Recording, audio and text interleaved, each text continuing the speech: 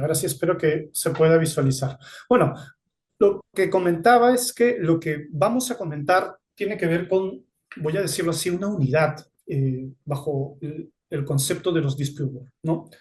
Las juntas de prevención y resolución de disputas, las juntas de resolución de disputas también, como lo llamaba la anterior norma, en realidad son un tipo de dispute board. Y vamos a la pregunta, ¿no? El panorama y tiene que ver con el reto de hacia dónde tiene que ir. Me parece que ambas preguntas van de la mano. Eh, el panorama. Creo que estamos respecto de las JPRDs en una lógica de desarrollo propio con algunos elementos que tienen que ver con innovación, con algunos elementos retadores definitivamente, con algunas intuiciones que se van desarrollando y definitivamente en ese camino creo que hay varios temas que hay que afinar, hay mucho avanzado y definitivamente no hay que perder de vista el horizonte, ¿no? Así un poco planteo lo que implicaría para mí el panorama respecto de las JPRDs. Claro, cuando estamos hablando de las JPRDs estamos hablando de ese mecanismo propio de la obra pública peruana, aquella en la que aplica la Ley General de Contrataciones Públicas, ¿no? Para obra, pero también hoy en día no solo para obras, sino para servicios, inclusive hay la posibilidad de aplicarlo a otras instancias. Pero cuando estamos hablando definitivamente de la JPRD, hay que volver al objeto, al corazón. Y para mí tiene que ver con el manejo de las funciones.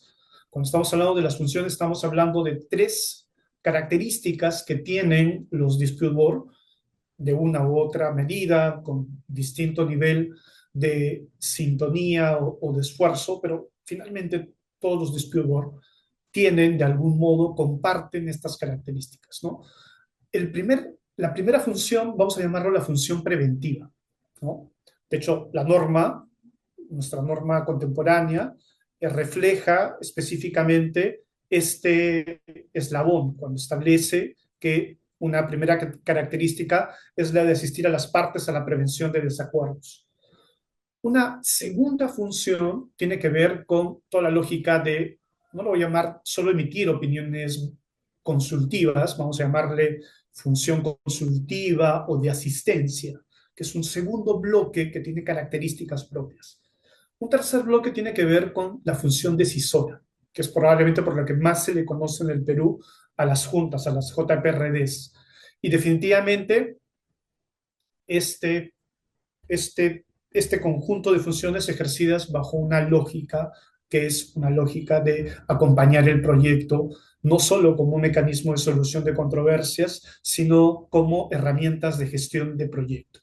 A mí me gusta mucho cómo de algún modo ha esbozado el reglamento relativo a los dispute board de la ICC, el concepto, vamos a decirlo así, de lo que significa prevención de desacuerdos y qué implica en términos prácticos.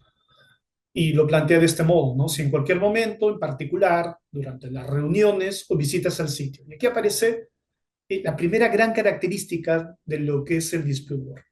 El, el momento cumbre, el momento estelar en donde los dispute board y las juntas ejercen lo mejor que tienen, no es el momento en que deciden, es el momento en que están en las reuniones o en las visitas al sitio. Y claro, son momentos bastante, deben ser momentos de bastante cercanía, no son momentos formales, pero son los momentos estelares de participación de la Junta. Y esta función está vinculada justamente a eso. La posibilidad de ejercer función preventiva está directamente vinculado a la posibilidad de que el dispute board o las juntas conozcan el proyecto, lo que implica conocer a las partes, hacer seguimiento, llámenlo ustedes, de los riesgos del proyecto, del triángulo de hierro, ¿no? Cómo va evolucionando el alcance, las principales restricciones, cómo va respecto a la lógica del valor ganado, cómo va la gestión del tiempo, hacia dónde vamos respecto del control de los costos y el financiamiento del proyecto. En fin, aquí ya podemos ir yendo mucho más a detalle respecto a las herramientas, estrategias que cada dispute board, que cada ingeniero, que cada abogado que participa de estos mecanismos puede tener. Definitivamente también tiene que ver con esa habilidad que tienen que tener los miembros del dispute board, las juntas, para identificar, para olfatear por dónde viene la controversia. Y por eso es que esta norma les decía que me gusta mucho porque plantea el dispute board estima que puede haber un potencial desacuerdo.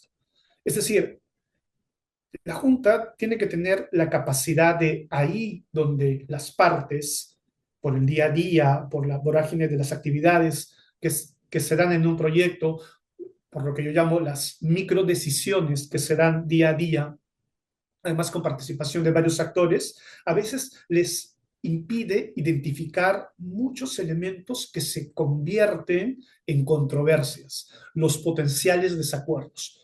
O puede ser que las partes sí lo tengan en cuenta, pero como existen muchos temas, elementos que exigen su participación inmediata, lo que termina pasando, y eso sucede acá en el Perú y en cualquier parte del mundo, uno tiende, ¿no?, a tomar control, decisión, darle el mejor esfuerzo a lo que se viene al día siguiente o a lo que está siendo complicado hoy y no necesariamente al mañana. Y ahí viene una de las principales dificultades de todo proyecto. El dispute board tiene que tener la capacidad de estar ahí, de identificar esa problemática.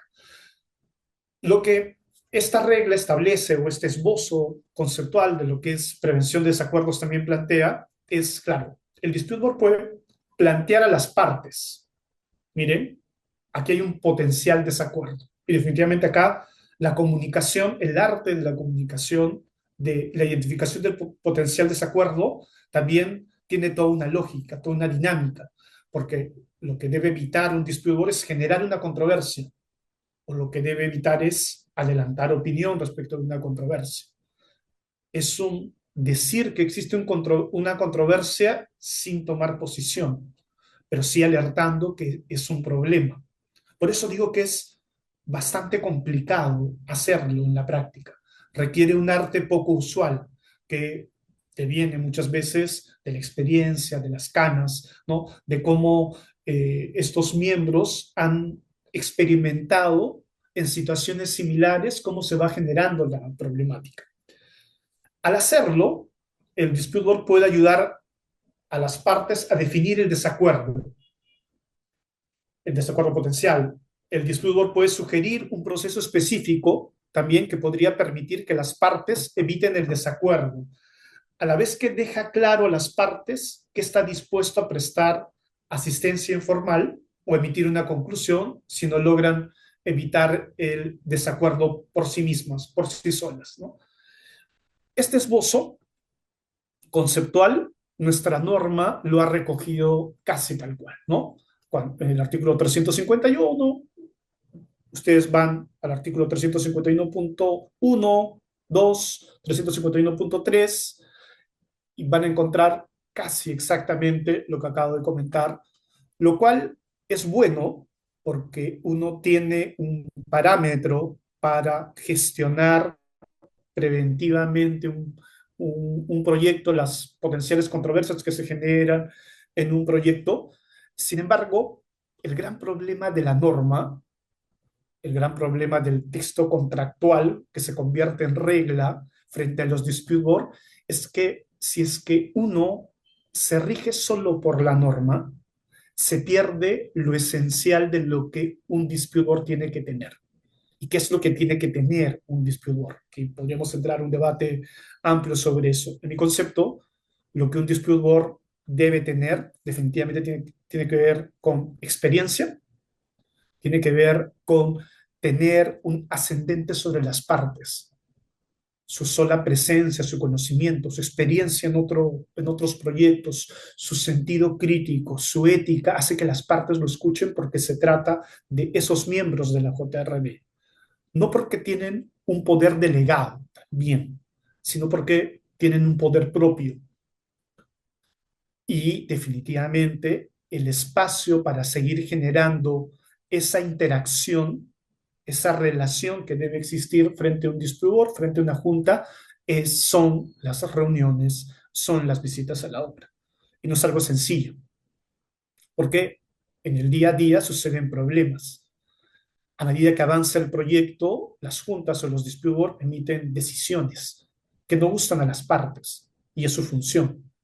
Su arte está en cómo, incluso frente a esos escenarios, volver a generar los momentos, los espacios para prevenir controversias.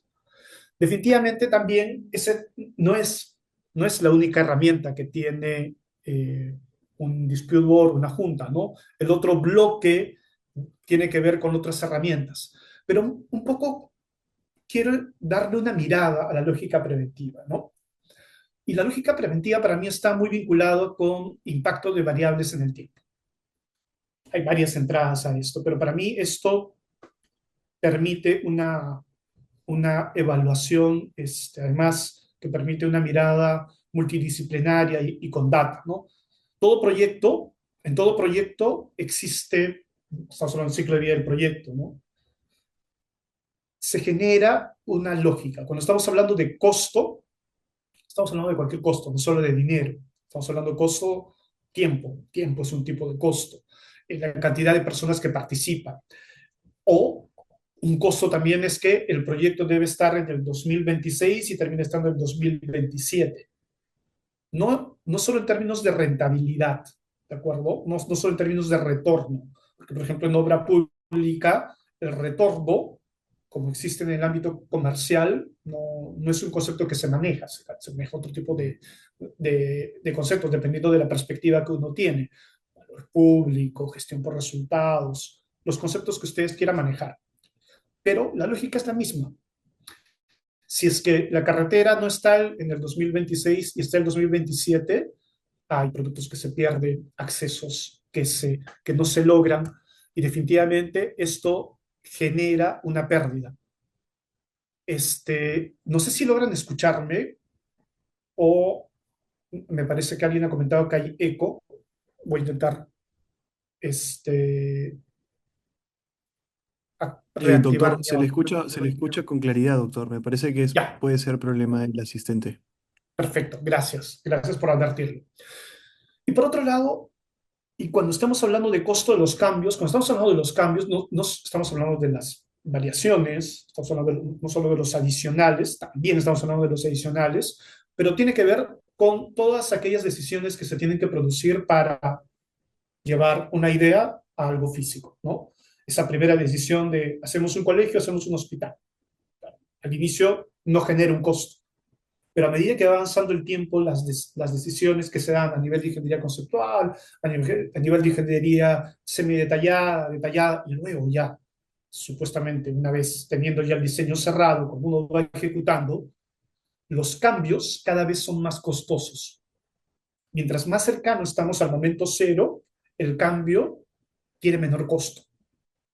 Por otro lado, los riesgos se van acotando a medida que la infraestructura se va definiendo, se va volviendo visible. Pero concentrémonos en los costos de los cambios. Aquí de lo que se trata es hacer proyectos, una buena mirada de hacer proyectos bajo una lógica eficiente es hacer que los costos de los cambios sean los menores posibles. Entonces, mientras más tarde se producen los cambios, y toda controversia conlleva potencialmente un cambio, no necesariamente a nivel contractual.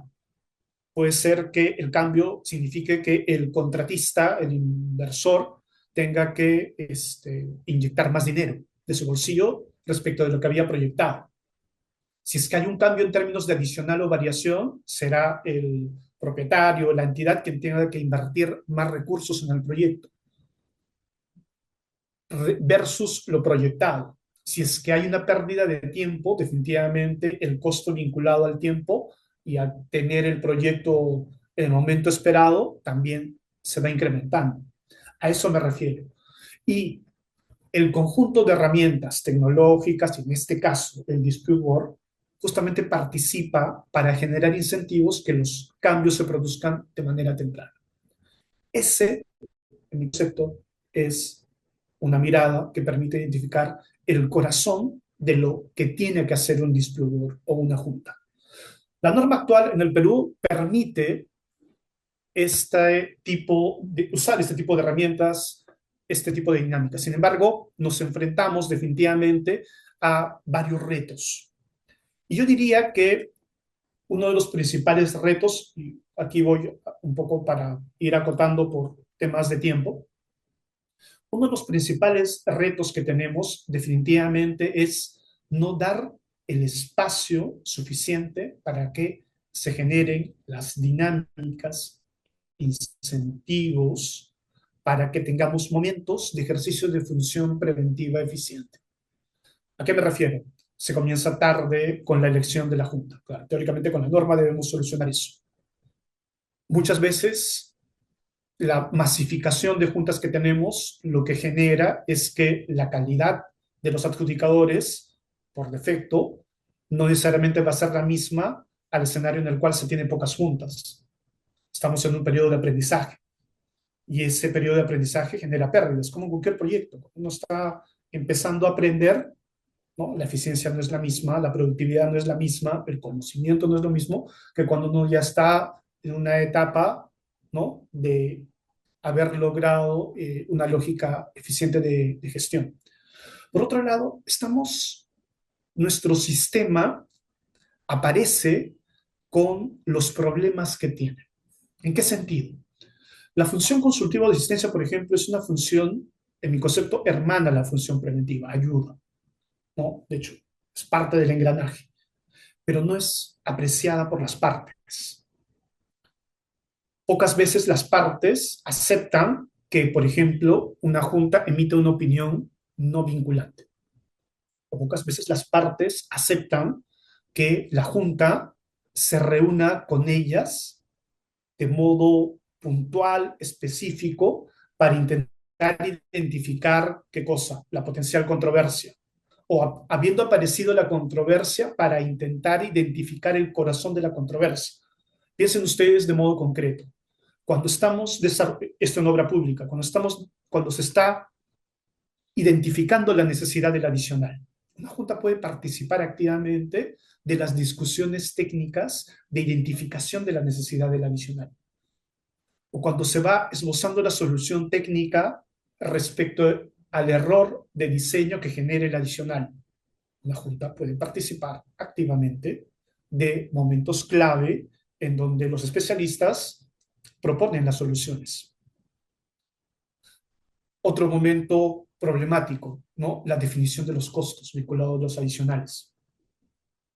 Lo ideal sería que esto se defina cuando todavía el adicional a ser ejecutado no está en ruta crítica. Por eso es importante la función preventiva.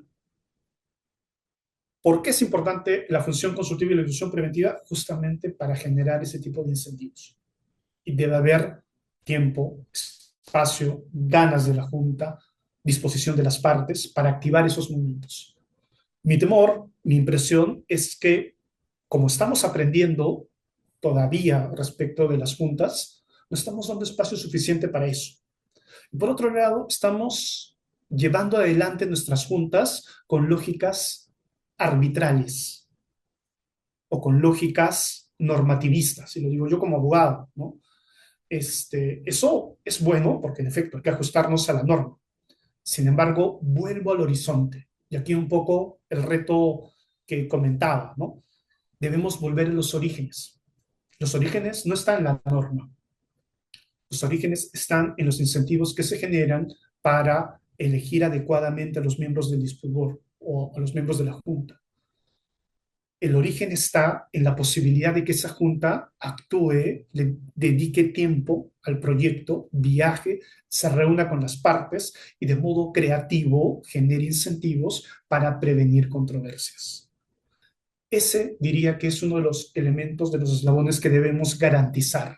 Yo diría que uno de los elementos nucleares. Aquello que ha permitido que en el balance de los dispute board exitosos se tengan pocas decisiones, y de esas pocas decisiones que van a arbitraje.